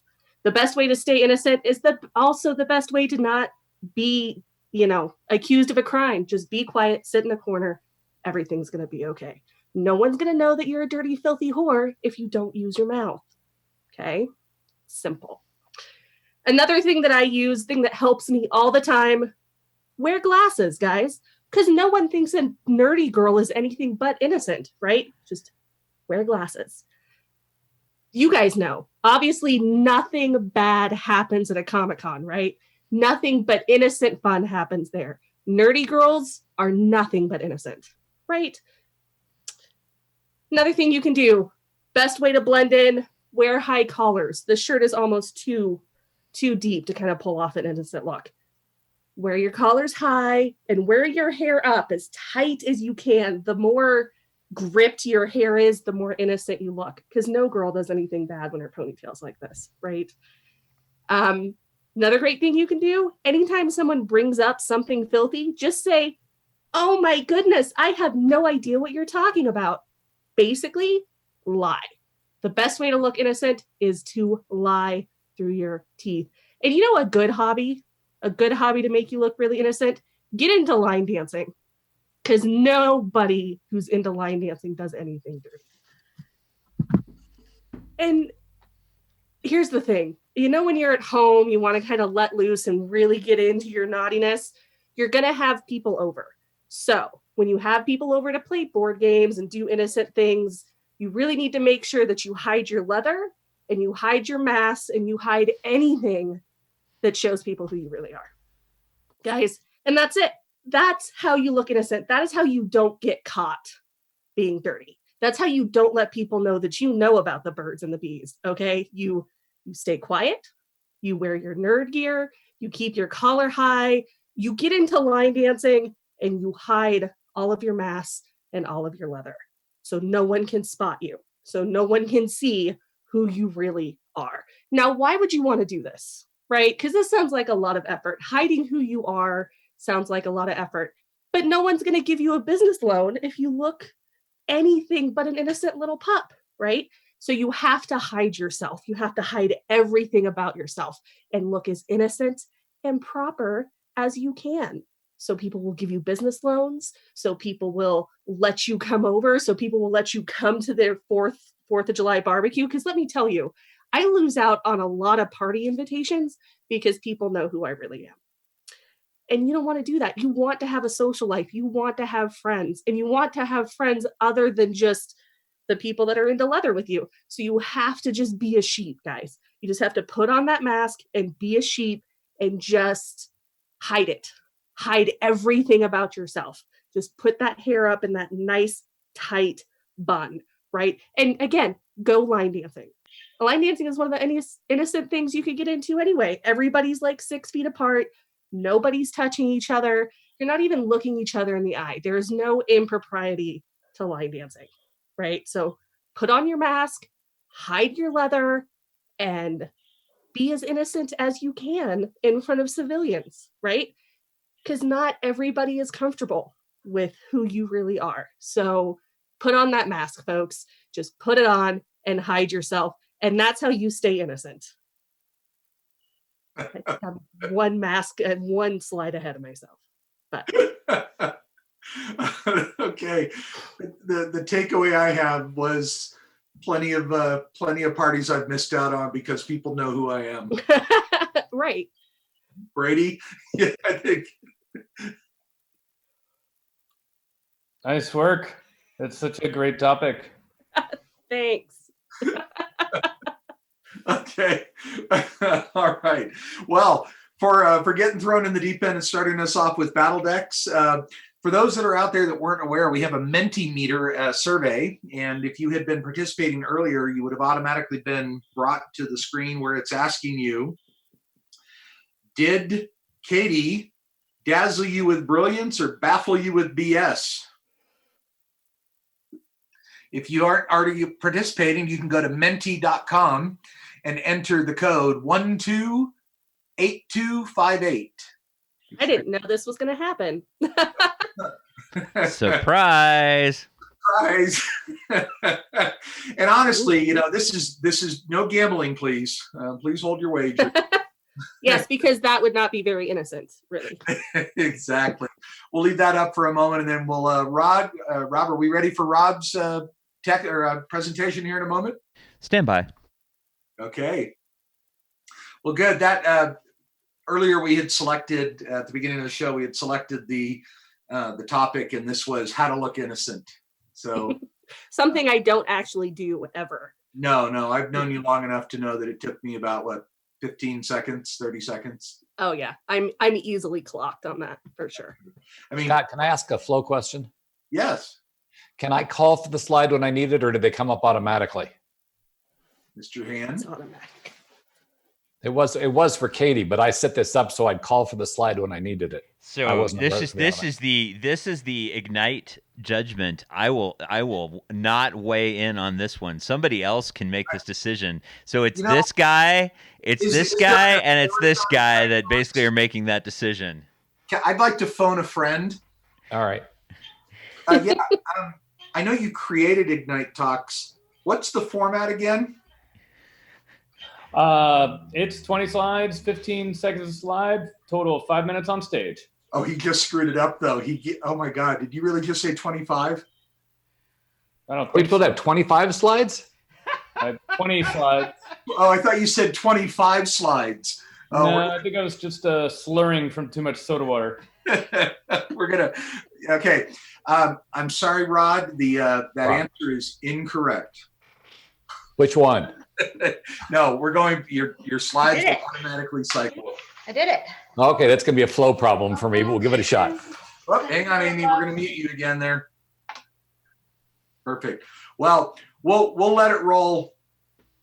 As we said before, if it turns into a train wreck, it turns into a train wreck. It does. And I don't see Rob's yet. So. Uh-oh. Well, I can do it without slides. It might work better for me. A vote from the audience. Do we throw Rob in there? I don't. Hold on. Of course, if it's 25 slides, not 20, I may have screwed up. I misheard it. I blame the internet. All right. I'm still looking. I'm not seeing it. So. All right. Well, load up. So, Eric, are you ready to go? Give me a thumbs up if you are. Do you have Eric's slides ready to rock? One moment. Okay. That's okay. This is live. You can't say live TV.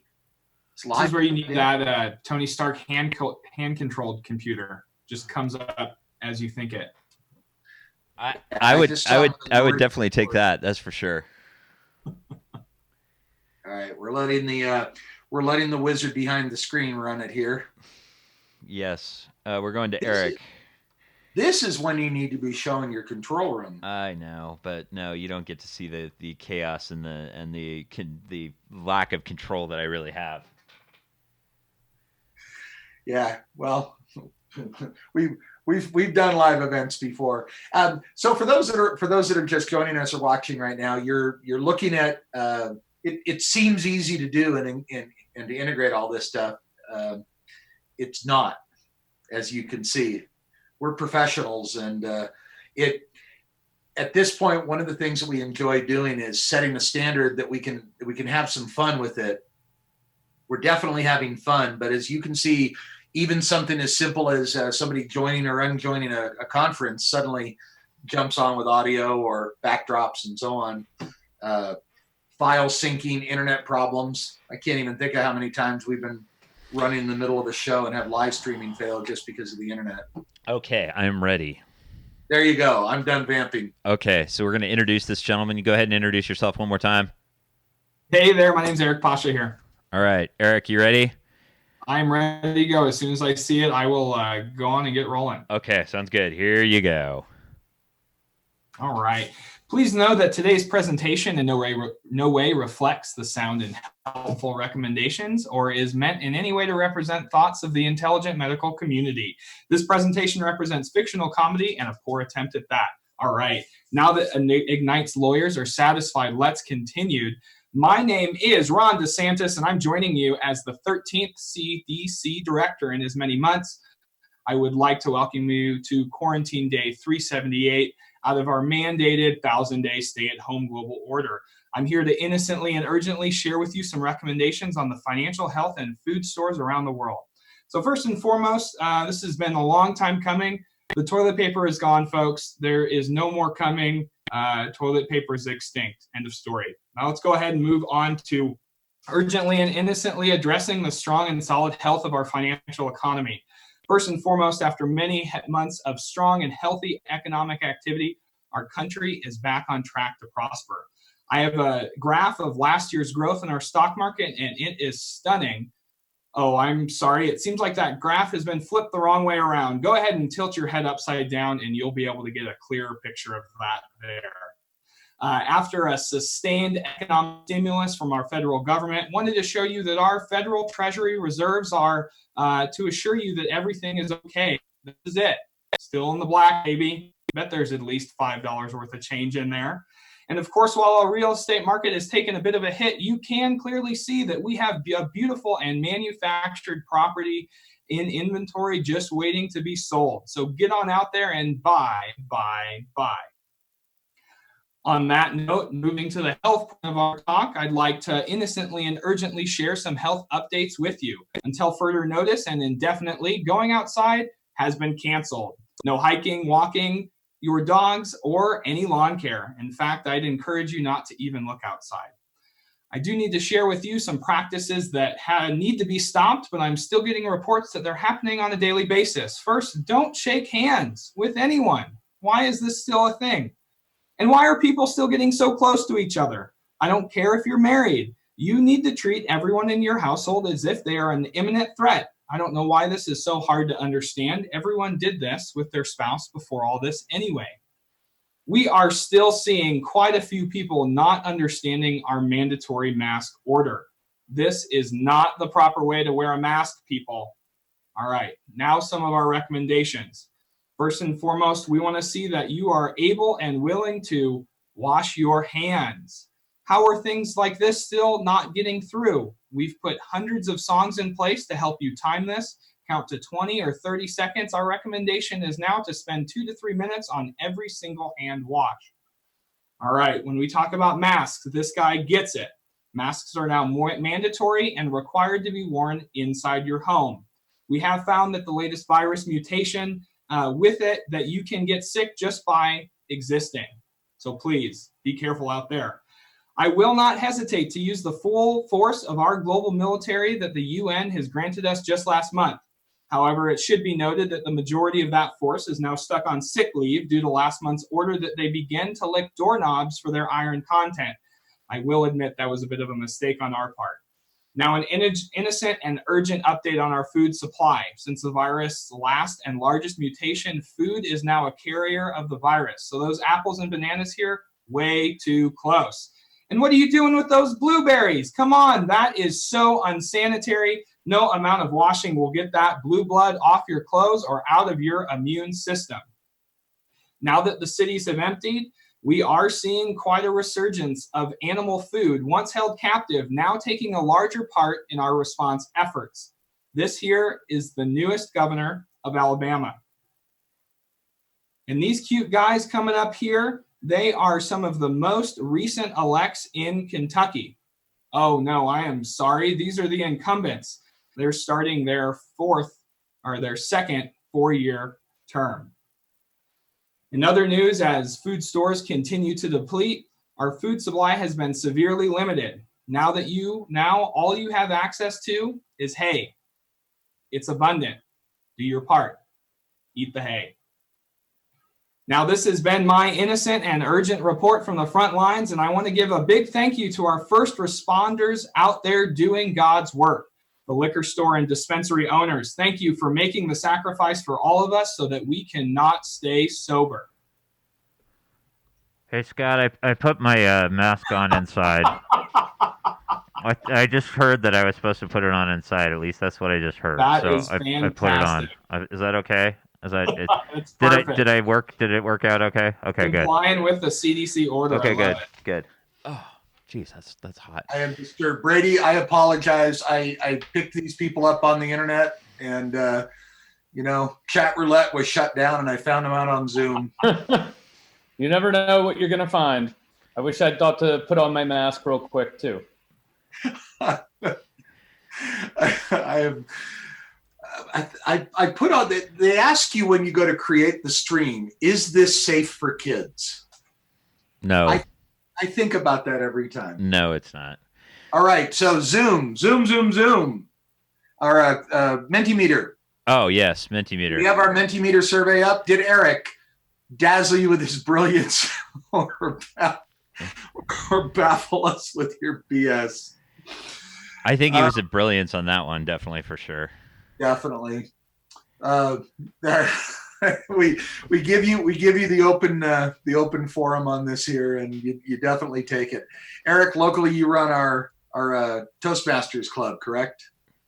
Yes, that's right. We are, as you can imagine, all virtual now, but hopefully, as you can see, we're starting to move that way, and it's the way of the world. So we've got practice every week, so I can, dazzle you with BS, or so to speak. Dazzle us with BS. Hey, Brady, one of the things when you were talking from the origins of the original Everybody Speaks concept, there's other organizations such as Toastmasters that are more formal. I think I had heard early on that one of the goals was to make this a little bit less formal and a little bit less barrier to entry.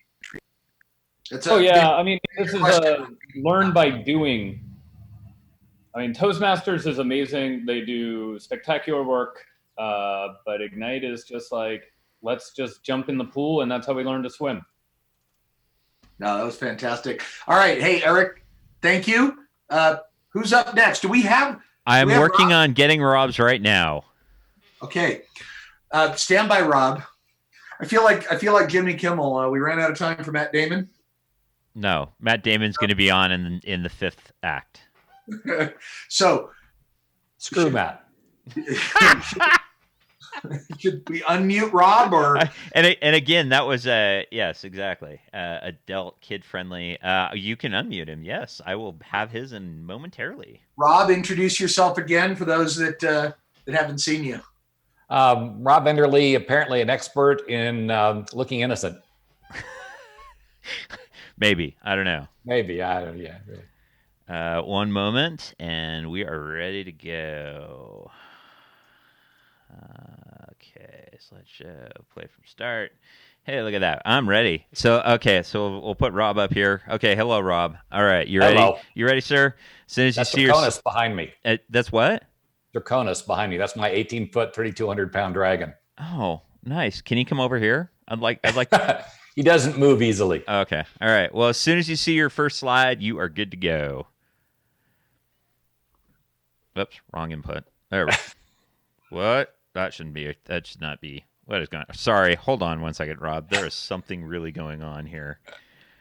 That should have gone to the other output, and it. Hold on. Hold, please. It went to the wrong input.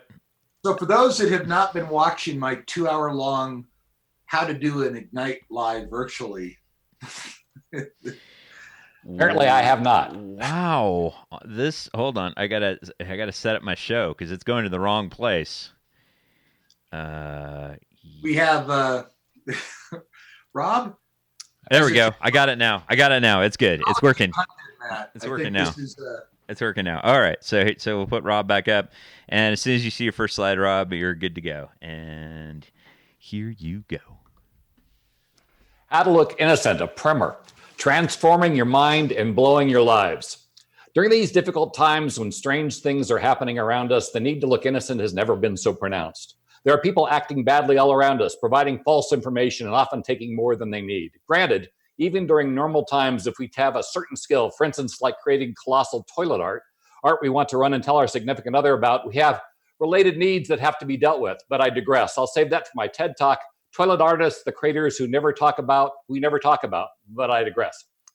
I learned what I'm going to share from my old friend, Justin Danger. I can't show you his picture because his job with the government is unique and very secretive. He is part of the toilet art response team. But I can show you his office. And as you'll note, it has been in place for decades. And this is surprising because Justin looks to be in his early 20s, even though I've known him for 30 years. He is the leading expert in looking innocent and toilet art. Surprisingly, the two things go together rather nicely.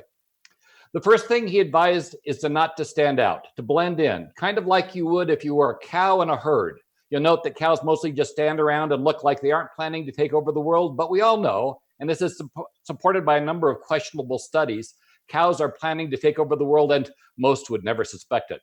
Now, some may suggest you look like sheep, but the problem with sheep is that they appear as easy victims and they are attacked. When they are attacked, they can draw a great deal of attention. Justin also shared that sheep provided one of his most traumatic experiences as a child when he bent down to pick something up and a ram tried to launch him into space. They're incredibly sneaky, and just look at those eyes. How can you trust them? But even sheep, if they're all together, despite how evil they look alone, can blend in as a group.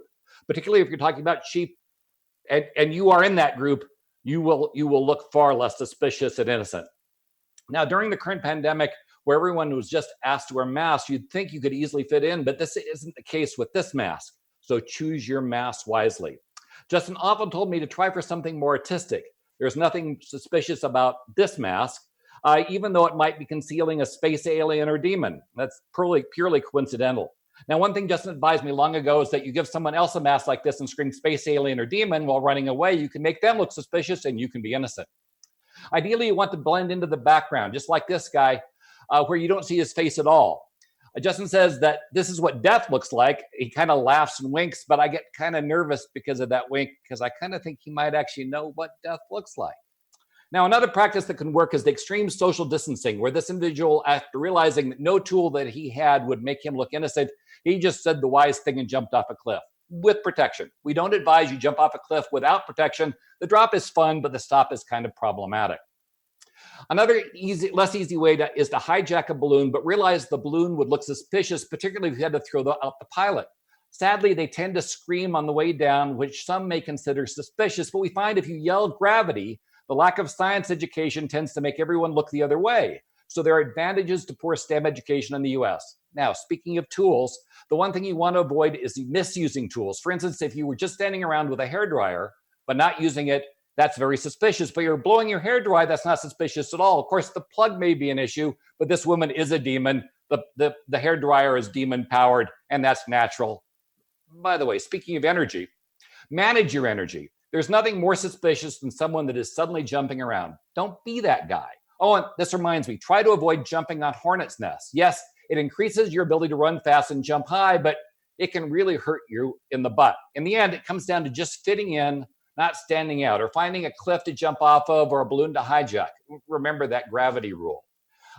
There is a real zen in our approach. If you follow our advice, you'll stay anonymous, you won't look suspicious, and you'll live your life like a horse quietly eating in the field. We all know they aren't going to take over the world, even though they probably are. I hope that, like me, you're feeling a little less bad about not being a vegetarian at this moment.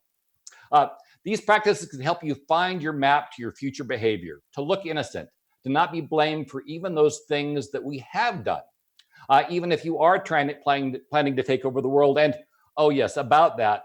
If you're going to sit down and contemplate taking over the world, there are places to do that quietly. Even in these days of social distancing and having masks, we have the proper equipment to keep you safe, to keep you socially distant, and keep you away from the virus. And one other piece of advice, and this is very important: watch out for cats. They're really evil.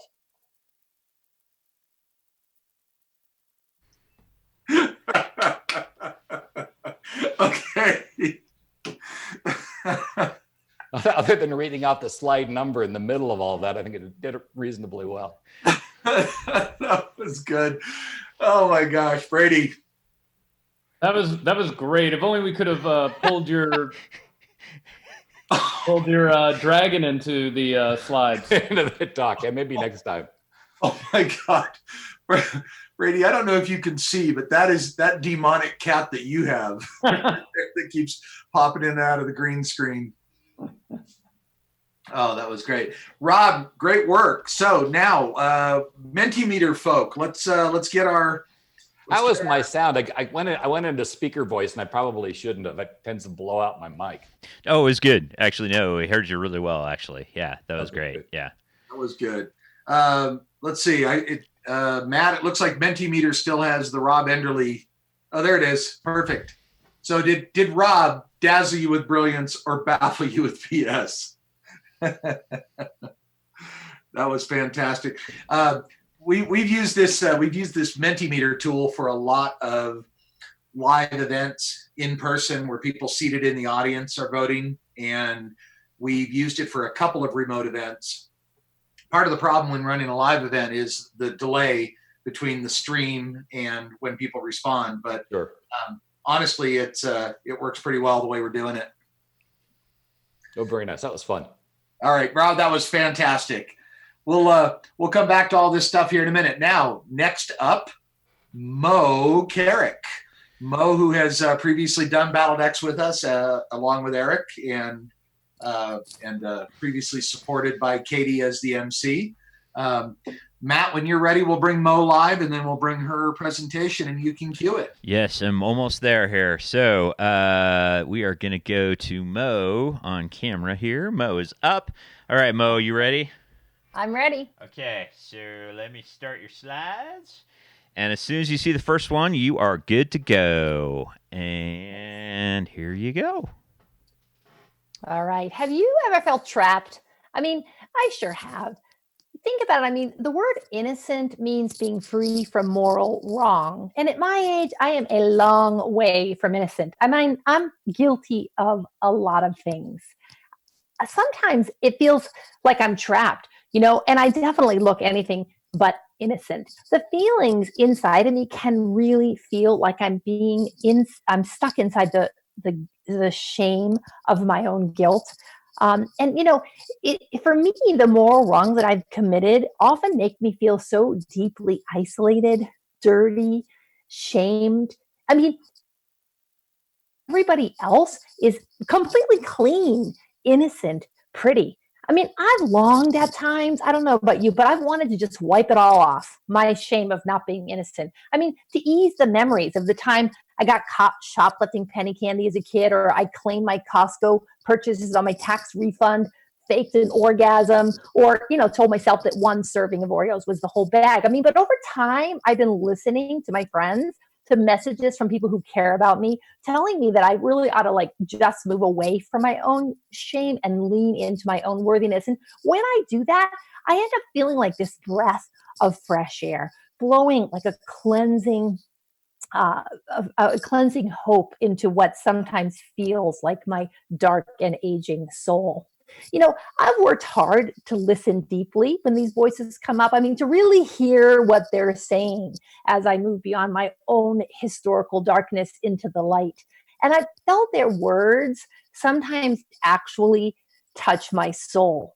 I mean, what a difference that makes in life. How had I missed this message all these years? Listen up, I said to myself, and I heard them say, you are enough.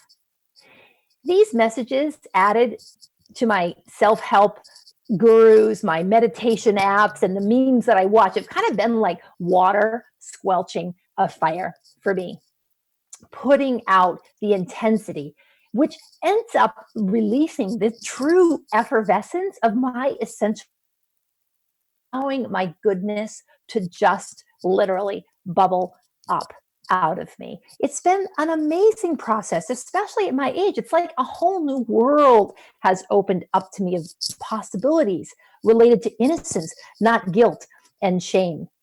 In this world, I feel like everything looks completely different.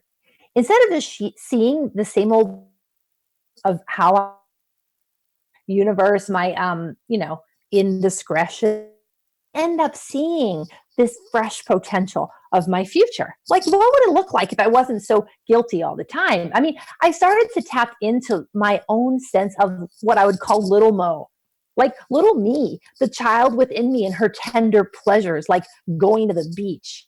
I mean, that's something I always loved as a kid.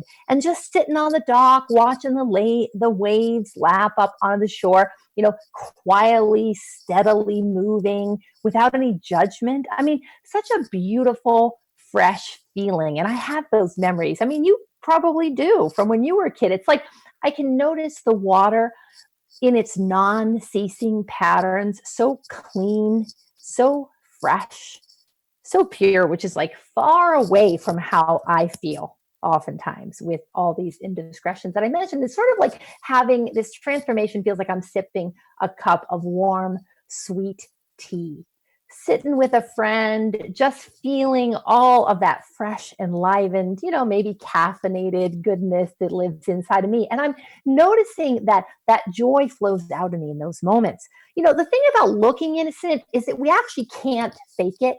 We have to actually really be innocent, or at least curate innocence on our social feeds, which is kind of like loading your daily thoughts with kittens. I mean, lovely, precious, sweet kittens licking their paws. What could be more innocent than that? I think maybe that's what everybody's been doing media.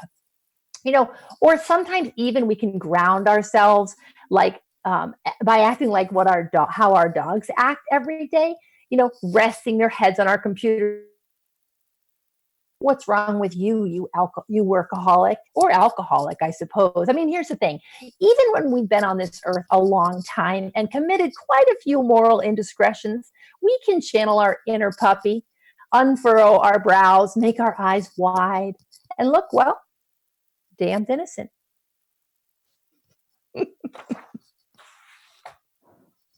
Nice work. Nice work. Oh my gosh, Mo, always. Hey, listen, real quick. We'll do the quick Mentimeter with Matt. Did Mo Carrick dazzle you with brilliance or baffle you with BS? Operators are standing by to take your vote.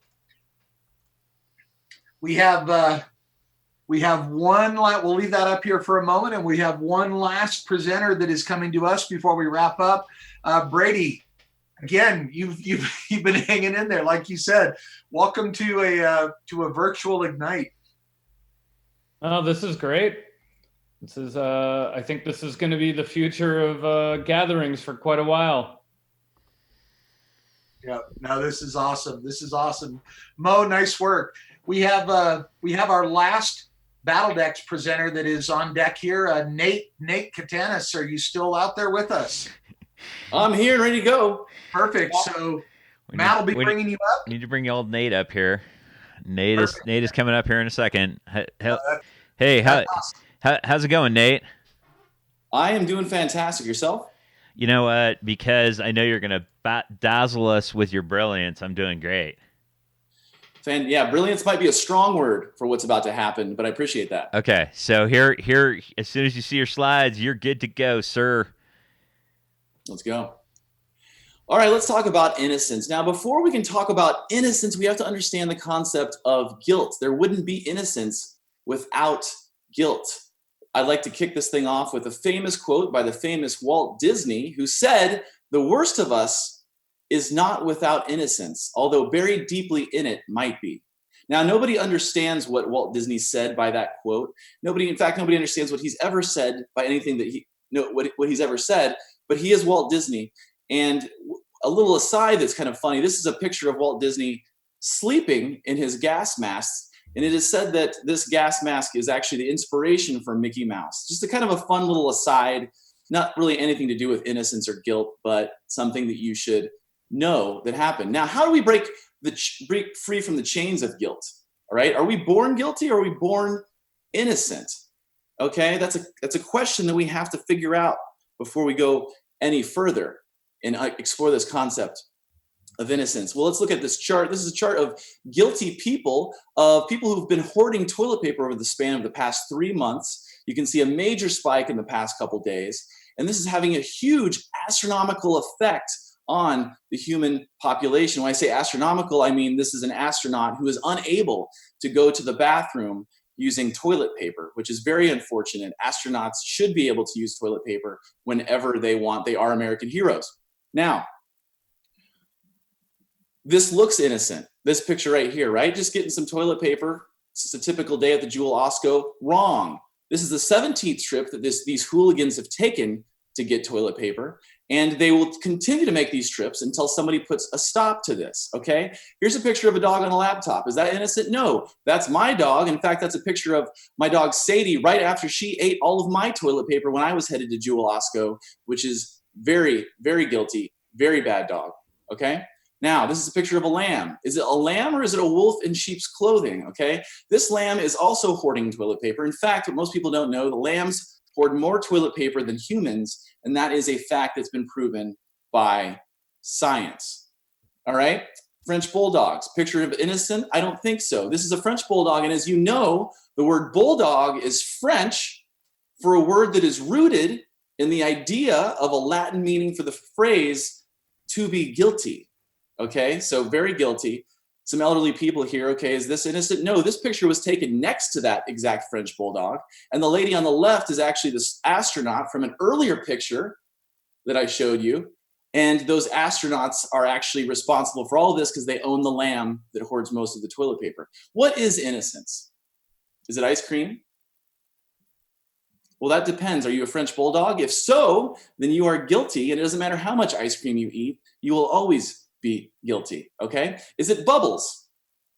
Again, it's very cute when French bulldogs chase Bubbles down a sidewalk. However, if you're a French bulldog, you are not to be trusted, no matter how cute you are. Is it balloons? What you don't know about this picture of balloons is that these hot air balloons are taking mass quantities of toilet paper to a community of astronauts located in outer space, where they have created an entire economy around toilet paper as their main element of trade. This is happening right in front of our faces. We don't even know about it. We did a poll between balloons, bubbles, and ice cream to figure out what is the most innocent. It turns out that bubbles are the most innocent of all. Now, when we think about the word bubbles, what do we think about? Yes, you're exactly right. You think about the French-Canadian singer, Michael Bublé, right? Now, being French is totally fine. There's nothing wrong or guilty about that. However, Michael Bublé does own a French bulldog. And as we discussed before in the scientific statistics that I shared with you, French bulldogs cannot be trusted. Now, this is a picture of Michael Bublé's pipes in his basement. And this is where all of the guilt starts. The pipes create the water that generates the bubbles, and the rest is history, as we discussed. What's the key takeaway from all this? The key takeaway is this: you can be guilty and still be awesome, like Michael Bublé and his French bulldog. All right, thank you so much. I'm Nate Katanis. Hey, Nate. I'm curious. Have you ever presented an Ignite deck before? Have I ever presented an Ignite deck before? Yes. I did moments ago, I believe. Okay, yes, but before this, have you ever done it? I have. Okay. I have. Because you did the traditional, you knew how to hack the system, and I will give you that. You had 2 slides that were there. That was impressive, sir. That was very impressive. Thank you very much. I appreciate that. Hopefully most of the minds were blown, if not all. Well, you know what? Let's ask the audience. Mentimeter, please let us know, did Nate dazzle you with brilliance or baffle you with BS? Oh. That was a fantastic closure. We'll bring that up here in a minute as soon as our technical crew. I don't know that we have a slide for him because. Well, that's okay. Clearly he dazzled us with brilliance. And we broke the system. I get it. It happens. Yeah, exactly. Yeah. So, Matt, do me a favor if you would, please, and take us back out to gallery view for a second. Actually, no, thank you. That's what I was looking for. For those that are online right now, we wanted to leave you with one last item on a survey, and that's a free-form word cloud. What has made you smile today? We wanted to remind you that we brought this to you because we wanted to have some fun. We wanted to practice with some live virtual presentations, show you that it can be done. We absolutely threw a bunch of our presenters into the deep end quickly with almost no preparation for their regular event or for their regular presentation, much less the battle decks. And frankly, Brady, I think you pointed this out. This is a great example of what these events are for, where everybody speaks, inspire us and make us have fun. And I want to give you an opportunity to close it out and give everybody a thanks. We presented this because we had fun and we're excited to be part of the Ignite Talks circus, the global circus. Brady, any comments as we close out? Yeah, I just want to say thank you, Matt. Thank you, Andy. Thank you, Scott. Like, this has been great, and I look forward to the next one. And thanks to all the speakers for being a part of it. Thanks, everybody. Matt, if you bring us out to gallery view as we say goodbye to everybody on YouTube and Facebook and so on, I feel like the Brady Bunch and everyone else. But also want to thank all the technical crew that you did not see behind. There's a number of student workers and interns and people that help us out on the productions, and they did a fantastic job managing all this.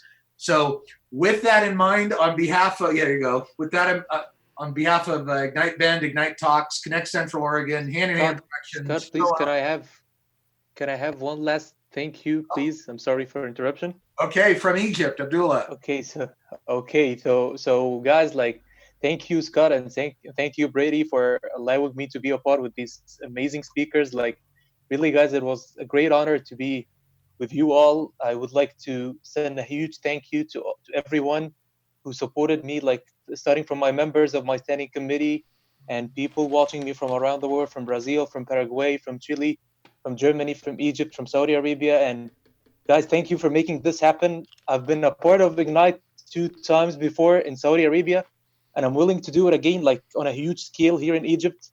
And thank you for the idea. Like, hopefully we can continue in your revolution that you did in virtual events, Scott. Well, there you go. Thank you. Thank you for everyone.